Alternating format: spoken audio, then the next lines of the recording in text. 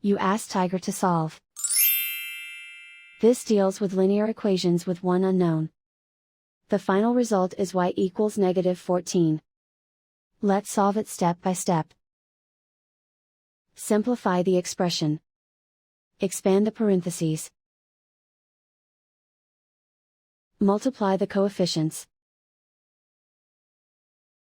Simplify the arithmetic. Expand the parentheses.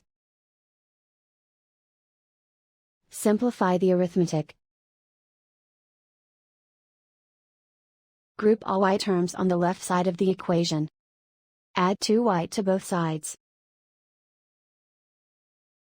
Group like terms. Simplify the arithmetic. Group like terms. Simplify the arithmetic. Group all constants on the right side of the equation. Subtract 15 from both sides. Simplify the arithmetic.